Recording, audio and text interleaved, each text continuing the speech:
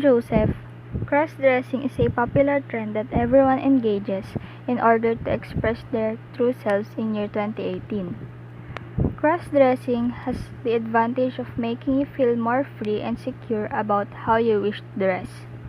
However, as a person with a social life, you will be harmed in terms of people not accepting you or making jokes about you since you are different from what they used to. It can make you feel great while walking outside, going to the mall, or socializing with people of the opposite sex. However, there is a lot of planning or trial and error involved with this. Cross-gender dressing is not particularly whispered in school. A growing number of students throughout the country has begun dressing according to the gender identity they have chosen, which may not necessarily reflect their biological gender. Whether the student is gay, lesbian, transgender, or just testing the limits of school dress code, the issue has emerged a dress code challenge for many school officials, and school must face competing demands and evolving ideas of acceptable dress.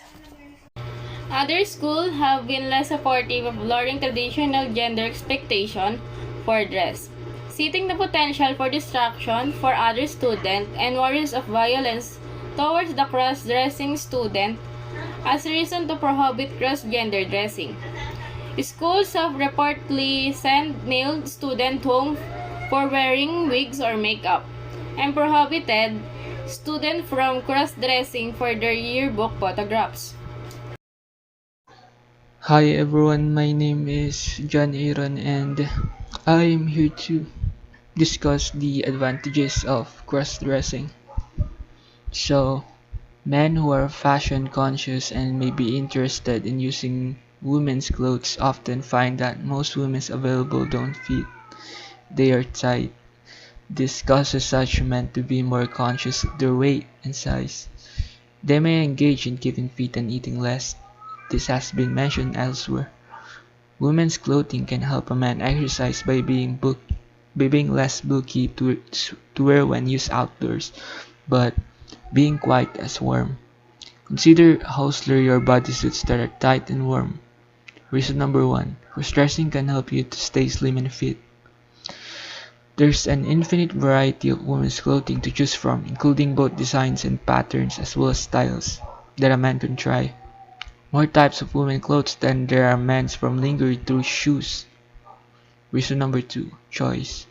As there's a high turnover of women's clothes, because women are more interested in clothes than men, they are generally available more cheaply and or competitively both new and second-hand.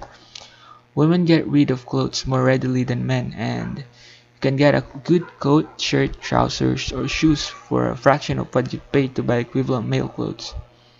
Many items of women's clothing appear unisex or gender neutral, and this includes shirts, blouses, pants, trousers, socks, t-shirts, and even shoes. Reason number 3. Price. Based on a high proportion of women's clothes being dumped compared to men ones, maybe a hand-me-down culture could be encouraged incorporating men as well as clothes collection for the poor of the world. Reason number 4. Reduce, reuse, recycle. They are often more comfortable being softer and lighter. Since women have more sensitive skin and have average less muscle mass, 15% according to one stat, their clothes are often softer, smoother, or silky, more stretchy, flexible, and lighter. There's some debate about this, but on balance, most authors conclude that women's clothes are more comfortable. Reason number 4. Comfort. That's all. Thank you.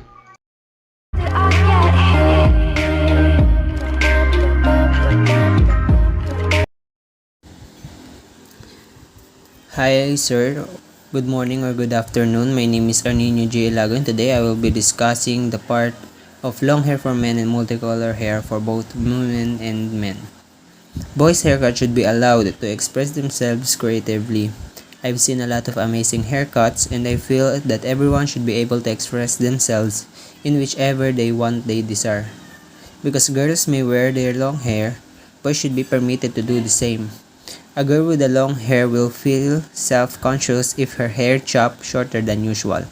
A boy with a long hair who has his hair trimmed shorter than normal will be uncomfortable as well. Long hair critics argue will distract boys and cause them to toy it during class. Girls, on the other hand, are distracted by their hair. I've seen girls braiding each other's hair in class. They are also preoccupied, but their hair can be left long. Boys have the right to express themselves creatively. Boys should be permitted to wear their hair long in the same way that girls may. I say that boys have the same rights as girls to wear their hair long if they wish. That's all, sir. Thank you very much po. How we dress our hair is part of who we are. Hair can build up the confidence in the student. According to Belsha 2020, banning the long hair is particularly meaningful because students are being penalized for the way that hair literally grows out of our heads. Students can also lose their faith or confidence in the school when they are suspended because of their hair. According to Rubio 2017, boys should not be denied their education due to the length of their hair. Banning the hair of the student is considered discrimination. According to Lidl 2022, there are certain basic rights that are being breached by the individual who will make the rules at schools, and so they are trying to balance both. For them, they don't see that some of the rules, like you can't wear your hair naturally, are things that affect the curriculum in any way. They are dealing with a right issue, confident issue, and a self-esteem issue. Some schools consider brightly colored hair to be distracting, but CHS teachers disagree. All the teachers asked said they didn't think it was a distraction.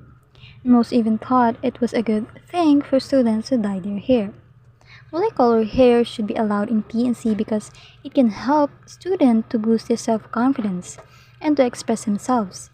First and foremost, there is no scientific evidence linking academic achievement to hair color.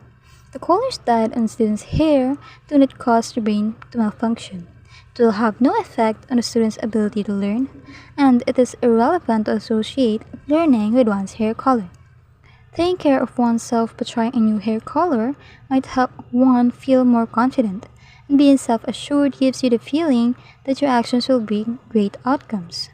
Hair color, on the other hand, isn't simply for show. It's a representation of each student's own personality. Furthermore, schools may want to reconsider their rules in order to improve their students' circumstances. Discovering one's principles, values, and beliefs is an important part of life. And having the flexibility to experiment with one's hair color, whether brown, blondie, bright green, or pink, could be the first step toward discovering one's personality and unique voice.